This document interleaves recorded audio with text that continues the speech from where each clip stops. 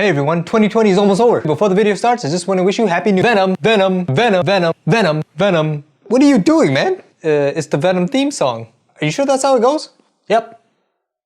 Okay. So I want to compare the 90s cartoon Venom to the Venom movie with Tom Hardy in it. But when it comes to the introduction of Venom to the 90s cartoon, really you gotta know the backstory of Eddie Brock and how he was sort of humiliated 4 to 5 times in the very first 3 episodes first. Eddie Brock, the human counterpart to Venom. So this is my inaccurate, accurate parody of everything that happens to Eddie Brock that still maintains the spirit of what actually did happen. It is a faithful but definitely transformative adaptation in under 10 minutes. So let's get to it. Episode 1, Brock Humiliated, Incident 1. At the Daily Bugle, a news organization that Peter Parker and Eddie Brock work at, a guy named Robbie tries to convince Peter Parker to take pictures of the Lizard.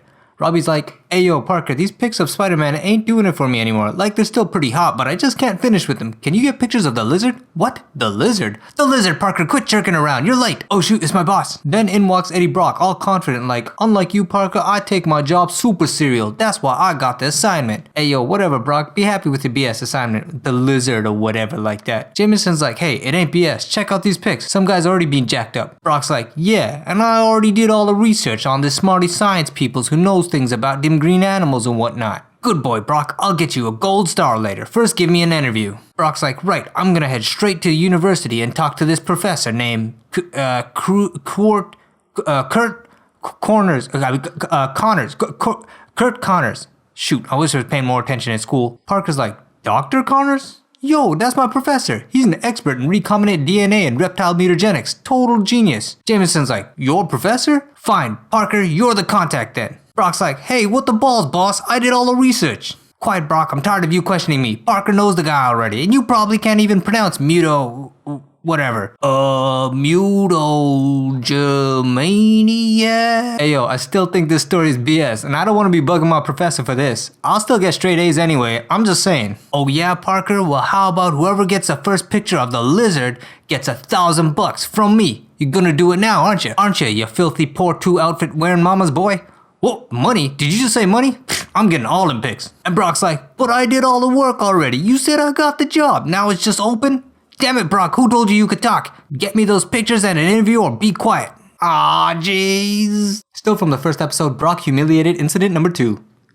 So Brock goes to Dr. Connor's house, right, to follow up on the story, and there Brock is like, "Oh shit, it's real. Don't eat me, Mr. Lizard." "Eat you? Who the heck said I eat people? That's not what I'm doing here. I think you're just being prejudiced." Brock's like, "Well, I'm gonna be hiding in these bushes." Then Spider-Man comes in and fights a lizard until, "Daddy, please don't be mean to Spider-Man." The lizard runs away, and Spider-Man's like, "Whoa, Daddy, did I hear that right?" Connor's wife and kid explain that the lizard is actually Dr. Connor's after he used his research to combine lizard DNA with his own in order to grow back his own arm. Brock overhears this and writes all this stuff down as Connor's family tries to tell Spidey that they didn't go to the police or report it because they don't want Dr. Connors to be hunted or hurt. Spider-Man's like, "Yo, true, I'm feeling that right now, trust me. Fine, I won't be telling nobody." Brock on the other hand is like, "I'm going straight to Jameson with this. I'm gonna be mad famous." "Whoa, what the?" Spider-Man is like, "Nah, see, I ain't letting you ruin his life, so why don't you just chill right here? My webbing will melt in a couple of hours. Till then, stay quiet." Sure. So Eddie Brock gets stuck in this webbing and can't really report anything to Jameson for a while. Meanwhile, the lizard kidnaps his wife and wants to change the city into lizards because that's what his reptile brain is telling him to do, but he needs someone with small, slender human fingers to push all the buttons on the recombinator. Anyway, Spider-Man solves the problem though and gets Connors back to normal. Brock the next morning finally gets Jameson to come with him to Connor's house, all like, "I'm telling you, Connors is the Lizard. I would've shown you sooner, but if it wasn't for Spider-Man webbing me up." Jameson is like, "Look, Connors is a respected scientist, Brock, and I already got the pictures of the Lizard from Parker, so you're not getting another grand from me." Brock's like, "Scratch pictures, you're about to see him in person, trust me." "I swear to God, Brock, if you're wrong about this, you're getting it this time." Brock's like, "Nah, trust me, if I'm wrong, I'll literally eat this paper right now." "Good morning, folks. What do I owe the pleasure?" "Uh-oh. Oh no. Well, start eating, boy." "Oh, shoot, Spider-Man."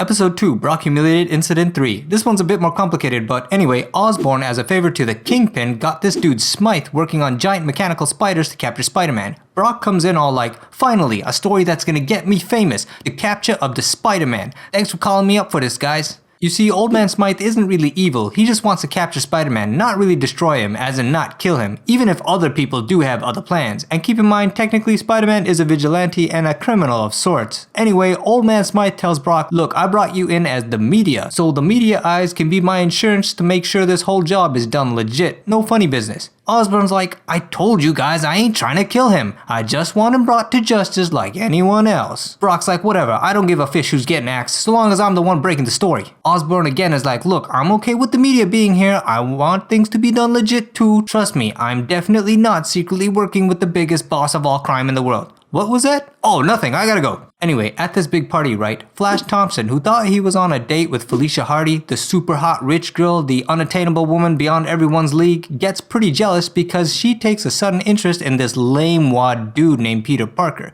Flash decides to dress up as his hero Spider-Man to punk Peter Parker, who's having the time of his life, like holy cow, I can't believe this hot rich girl everyone wants is actually kissing me right now. I was just a poor loser back in high school. This is like my fantasy come true right now. But anyway, Flash comes in and intervenes and trying to punk Peter Parker, not knowing that Parker actually is Spider-Man, when the giant robot spider, the Black Widow, that Old Man Smythe made, joins the party, and it actually takes Flash because he's dressed up as Spider-Man.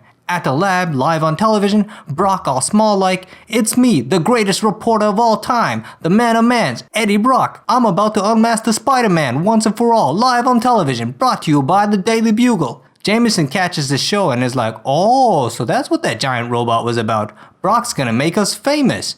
And Brock unmasks Spidey, but it's actually Flash Thompson. Which Aunt May is like, hey, that's one of my nephew's high school friends. And Jameson is like, what? Spider-Man can't be some snot-nosed kid. But also, actually, Spider-Man's up there on the ceiling behind him already, and Spider-Man's like, whoa, hey yo, check that out, I'm in like 2 places at once. This is like magic. What is Dr. Strange around? Jameson's like, I know this is the real Spider-Man because of his antics, and realizes, well, then that means Brock done messed up big again. Jameson's like, Brock is gonna get it real good. Spider-Man shows up at the lab to save Flash, and Brock realizes he messed up too. Anyway, Brock boogies out of there, and everyone gets out of the lab except for Old Man Smythe, who dies in an explosion after being pressed to capture Spider-Man by Osborn. I guess therefore related to that fact, Brock humiliated incident number 3, but part 2? Overnight to the early morning, when Brock actually finally makes it back to Jameson, Jameson lays it into Brock like, you humiliated my company, now we're even less credible than friggin' Fox News. Friggin' Fox News. Do you know how bad that is to be less credible than Fox News?